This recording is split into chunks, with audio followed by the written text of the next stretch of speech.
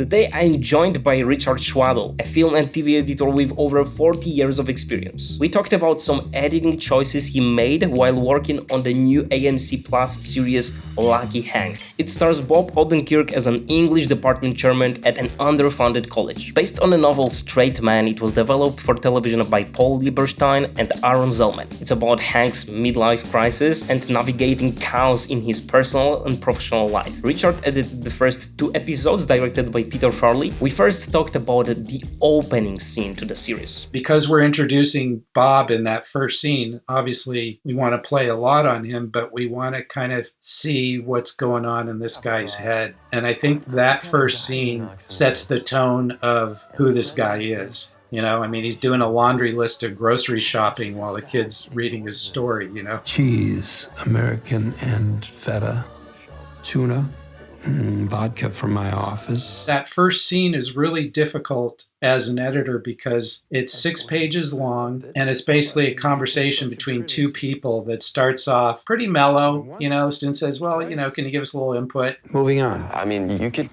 say something. I've given you my thoughts before. I've just have a glance at your last story or the one before that. Okay, Jen, do you want to read? It might spark some discussion if you offered something out loud. I don't think so. And then obviously it escalates to him doing a complete tirade at the end, which jumps into the main credits. I love how it builds. I'll tell you what, I'll smile through the rest of this. You are here. And even if your presence at this middling college in this sad, forgotten town was some bizarre anomaly, and you do have the promise of genius, which I'll bet a kidney that you don't. Sometimes there were takes where they were talking on top of one another towards the end, but more often than not, directors leave room so that an editor can tighten or expand. You don't know that I'm not the next Chaucer. We do know. All due respect, you would not know. All due respect, a cat wouldn't know. Originally, the way it was scripted is it started right in on the class. And 2 showrunners both felt like it needed something to give a little breath before we come into that moment. And so we tried a bunch of different things. We did a montage. They had shot some B-roll of students, you know, walking around the campus and, you know, saying, here we are in this campus life. And then they're like, let's steal a shot from, I think it was episode 3, of Hank at the pond staring at the geese. And it works so well because, first of all, he's staring off into space and you're thinking, what's this guy thinking? What's going on in this guy's head? And then you see him walk into his building and then we're in class.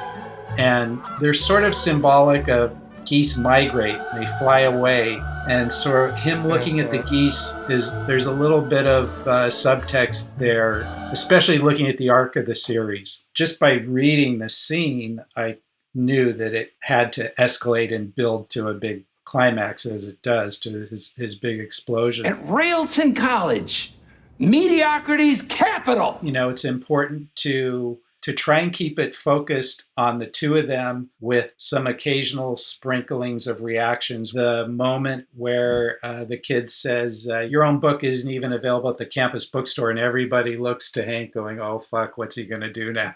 Your only novel isn't even available at your own campus bookstore. You're here. You're here. The main piece of evidence is that you are here. The fact that you're here means you didn't try very hard in high school, or for whatever reason, you showed very little promise. I love that it's basically like they're watching like a tennis match. A broad comedy I would have gone from one group to the other and played that back and forth and really mined that kind of comic material, but it's not that kind of a show. And I knew that going in. It's more of a dramedy than a comedy, I would say. Working with the group reactions was really difficult just because where does your eye go when you're looking at 6 people? And so it was always trying to find someone reacting that drew your eye, hopefully, to that person. Would you accept any middle finger? Just had a confrontation with the student that he yelled at. And so he enters his office and he opens up the newspaper. We understand it's his father who he was reading about. And we learn later that he's been estranged from his father for 15 years. So he's reading the paper and all of a sudden he hears yelling. Two professors are going at it. Well, one in particular, Gracie, who's a poetry professor, is yelling at another prof because he put out a potential course for mediocre regional writers based on Hank calling everybody mediocre, and he put her name on it. She's kind of escalating this whole scene. I'll say anything I want. I can't be canceled. I have tenure. You're an ass. This is because of you and your childish outbursts in class. No. It was inspired by him. Hank eventually gets involved, and then he says sort of a disparaging comment to her, and she smacks him. Mistakenly sent from your self-publisher. Nobody was brave enough to publish that book. It was ahead of its time. Maybe you should have waited. Oh, shit! Oh, shit! The spiral ring of the notebook gets caught in his nostril. It's really gross, but funny at the same time. And the smack comes totally unexpected. She smacks him and he goes, "Let go of the notebook." Let go of the notebook. But it has original work in it. Not if it's yours. Oh.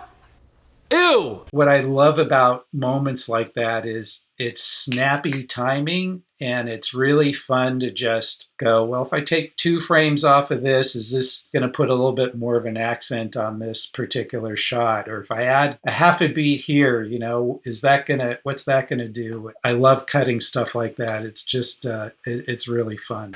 I didn't mean to. Are you gonna sue? Yes, I want every penny from the sale of those poems. You can put all of them in this tiny pocket.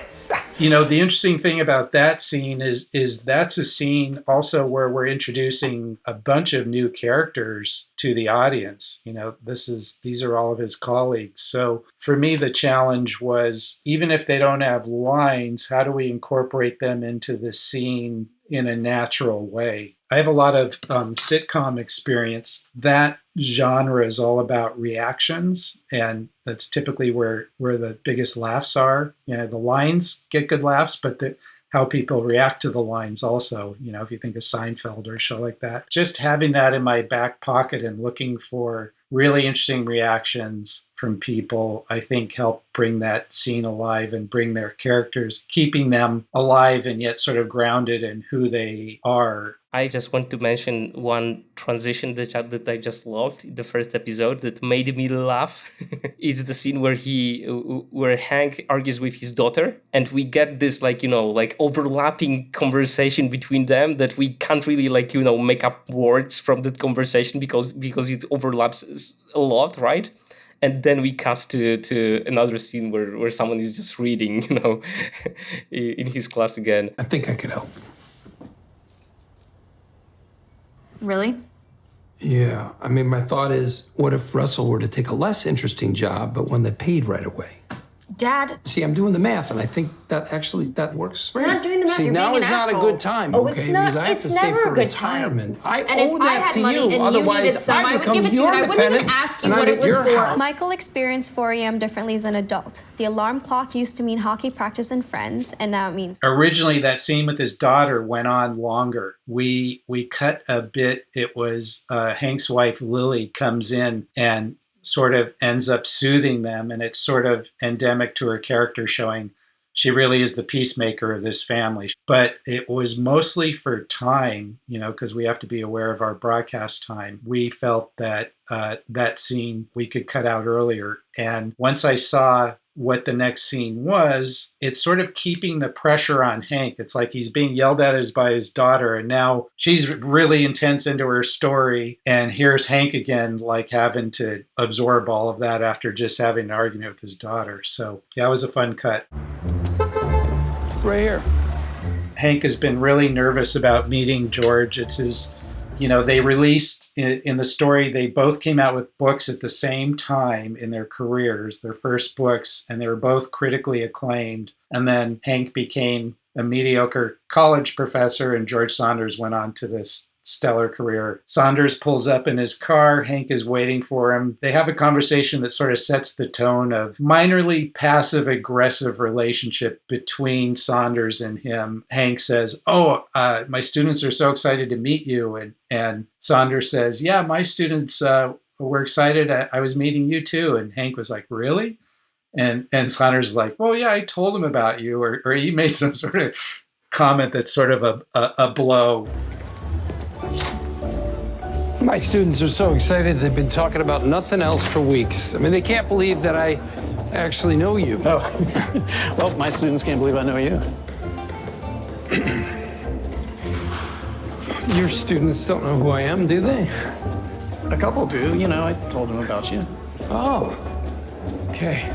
So then Hank says, I want to introduce you to the faculty or they'll kill me. So they go upstairs and it's a total suck-up fest. They are so enamored of George Saunders and they can't even hold back the smarminess of everybody trying to score points with him. I am not exactly dressed for standing on the moon, which as I understand it is super cold. That's from my New Yorker. Victory lap, New Yorker, October 2009. Yeah. Well, thanks. Hank is rolling his eyes and no, please don't embarrass me. Gracie comes in, offers him to stay at her house. Grace Dubois. Oh, nice to meet you. You must leave there at once. Come stay with me. We have a guest room. I have a guest house. You do not. It's above the garage. You've seen it. It sounds lovely, But there's no lock strong enough to make you feel secure. It even has its own fridge and a hot plate if you are a tea drinker. Everybody is just fawning over this guy. And as an audience member, you're really feeling for him being really uncomfortable. Oh my God, I can't believe what these people are saying to me. And then Shannon DeVito, who plays Emma, he says, well, I hope you all can make it tonight, which they're doing a presentation to an audience. And she blurts out, I might make it. I have stuff to do. I hope you can come by. I probably won't be there. All right, well, I'll walk you out. It's a moment that I can watch 50 times or 100 times and I still laugh. So it was really fun to construct that scene where you think, oh, everybody's fawning over this guy. Look at them, they're falling all over each other. And oh my God, where's it going to stop? And then in typical comedy fashion, the most unexpected thing happens, right? Where she blurts this out and it just comes to a screeching halt. And if that were a feature film, the audience would be laughing and you have to be careful of when you're playing your next dialogue, right? So you have to kind of open things up more for jokes landing for an audience laughing. I was at South by Southwest and we screened Lucky Hank there. And there were places where the audience was laughing over dialogue. And I couldn't fix that because it's a TV show, right? TV show, you're at your house and you don't have a bunch of people laughing and you're not hearing what the line is. Yeah, I hope you get to cut more episodes of this show. I do too, man. Double fingers crossed. For me, this type of television is the best one, where you get a good balance of both drama and comedy. It's just the kind of a show that I would love to edit one day at least. You got to aim high, right? So with that, see you next time.